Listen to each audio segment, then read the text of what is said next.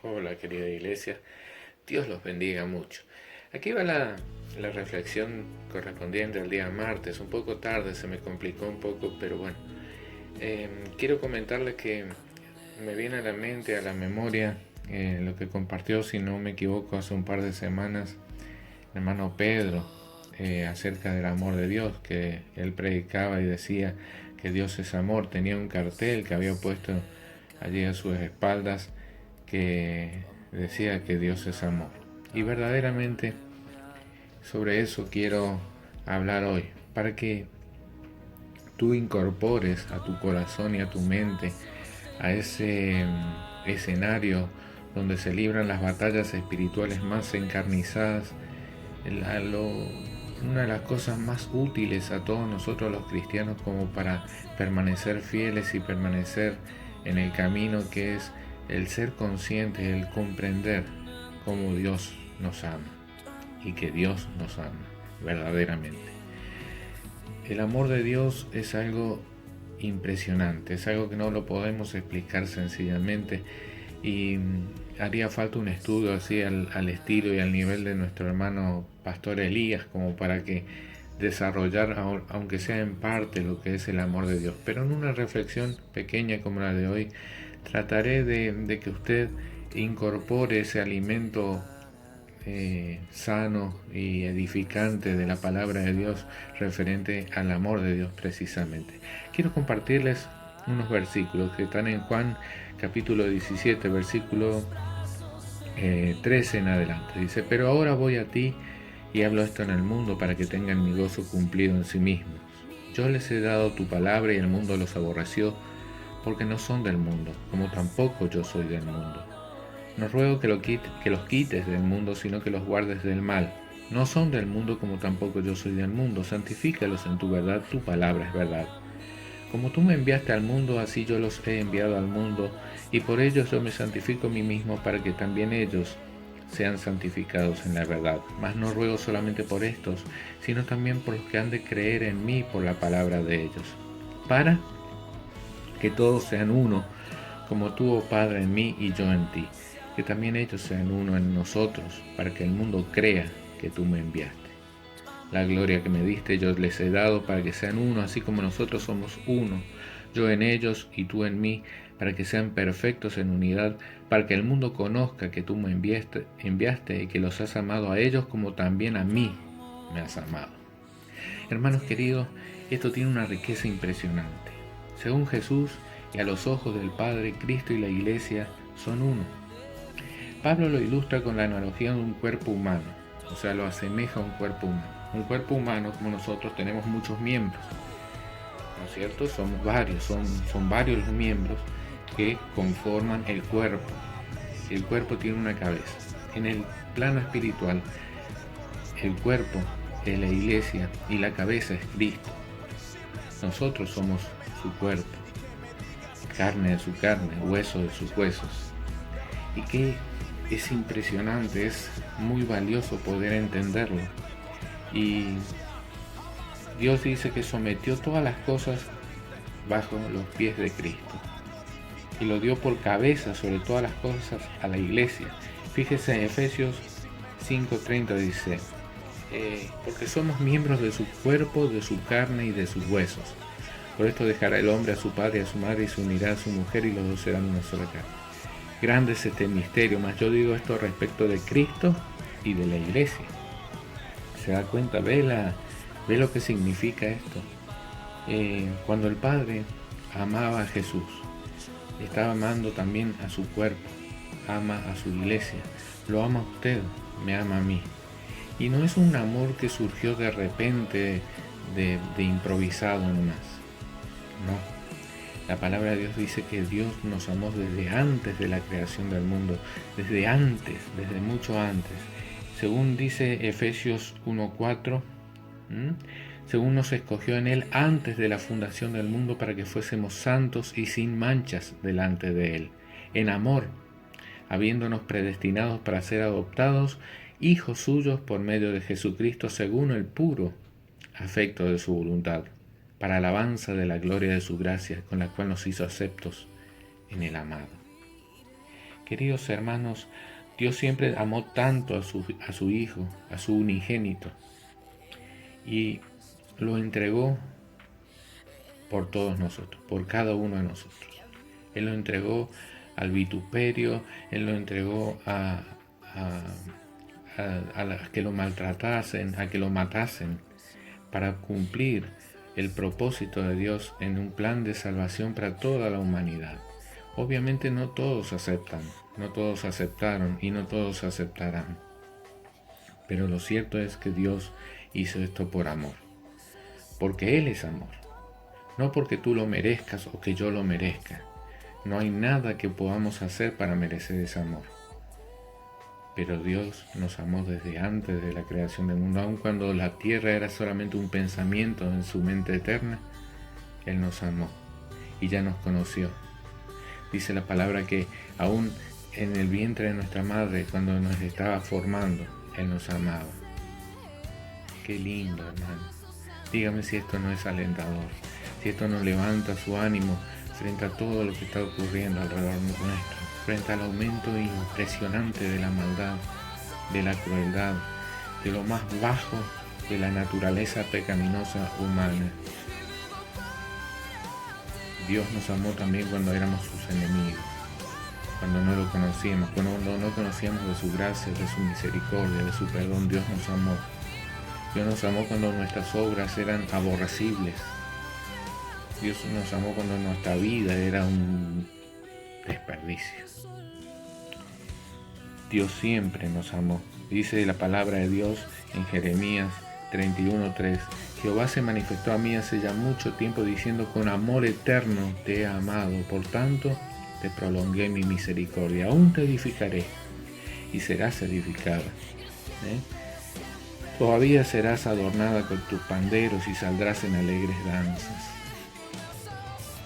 Con amor eterno. Dios nuestro Padre dice en Tesalonicenses, en 2 Tesalonicenses 2:16: y el mismo Jesucristo, Señor nuestro y Dios nuestro Padre, el cual nos amó y nos dio consolación eterna y buena esperanza por gracia, conforte sus corazones y los confirme en toda buena palabra y obra. Dios nos amó tanto, hermano querido, que hoy estamos aquí y estamos con un solo propósito: el de hablar, el de anunciar el Evangelio, la buena noticia, que ese Dios de amor también ama a aquel que no lo conoce todavía, y que es necesario que lo conozca, porque debe escapar de la ira venidera que caerá sobre este mundo y sobre todos aquellos que han despreciado y han pisoteado la sangre de Cristo. Para todos aquellos que no han aceptado a Jesucristo como Salvador, que no han aceptado ese sacrificio que Él hizo de entregar su vida por cada uno de nosotros. Nadie puede ganar el amor de Dios. El amor de Dios está allí, estuvo siempre y estará. Pero Dios también es justo. Debemos recordar esto, que aparte de que Dios es amor, también es justicia, también es santidad. Entonces no podemos jugar con las cosas. Tenemos que tomar una decisión, y la decisión la tenemos que tomar hoy, ya. Como decía nuestro hermano Elías en el mensaje del día domingo, cuando habló de Jeremías. El tiempo es hoy, es ahora. Ahora podemos hacer ese compromiso. Ahora podemos hacer esa decisión. Jesús no ganó el amor de su Padre. Jesús tenía el amor de su Padre incondicional, eterno. También nosotros tenemos ese amor. ¿Y cuánto tiempo Dios te esperó? ¿Cuánto tiempo Dios te buscó? Hasta que llegó el momento. Hoy no podemos seguir de la manera que estamos. Ayer hablábamos o estudiábamos, cuando hablábamos de Apocalipsis, el simbolismo de las iglesias, en el mensaje a las iglesias del ángel de cada iglesia, en Éfeso, en Tiatira, etcétera, etcétera, en todas las iglesias, que simbolizan los tiempos por los cuales la iglesia va a ir pasando. Y hoy estamos en este tiempo en el de la Odisea. La iglesia de la Odisea no tiene ninguna alabanza. Las otras iglesias tienen exhortaciones, también tienen alabanzas, digamos, y reconocimientos de lo que tienen a favor y en contra. La iglesia de la Odisea está en una situación en la que necesita y tiene que cambiar. El estado que tiene la iglesia de hoy en día es ese estado que vemos en Apocalipsis cuando habla de la iglesia de la Odisea. Es un estado realmente calamitoso, malo, tibio, sin compromiso. Si nosotros, como decía nuestro hermano Elías, nos ponemos en una posición de espectadores y vemos, despojándonos de, no pensando en nosotros, no pensando en nadie, viendo a la iglesia en general, si vemos el estado en que se encuentra la iglesia, vemos cuánta razón tiene la palabra de Dios cuando la define como la iglesia de la Odisea. Y necesitamos tomar un compromiso, aunque sea el remanente que quede fiel, porque hay mucha parte de lo que se llama iglesia que está en otra cosa, que es una iglesia apóstata, es una iglesia que da lugar a cualquier tipo de herejías y las permite, que permite el pecado en medio de sus filas. Esa no es la iglesia que Jesucristo vino a conformar. Esa no es la iglesia que conforma su cuerpo. Entonces debemos recapacitar los que estamos, digamos, todavía en contacto y en relación con la palabra de Dios. Debemos reflexionar seriamente sobre nuestra posición en este tiempo. Así que, hermanos, espero que esta reflexión les sea de utilidad, de alimento, de edificación. Todavía estamos a tiempo, usted y yo estamos a tiempo. Podemos hincar nuestras rodillas ahí en el piso y decirle al Señor con verdadero arrepentimiento, si es que hasta ahora nos hemos movido con cierta tibieza, si hasta ahora no hemos tomado un compromiso serio con la palabra y con la obra de Dios, de decirle perdónanos, Señor, pero con verdadero arrepentimiento. Y de aquí en más, tener una verdadera vida de comunión con el Señor. No se olvide que sin fe es imposible agradar a Dios. Ya hablamos mucho de la fe y en estos días se predicó.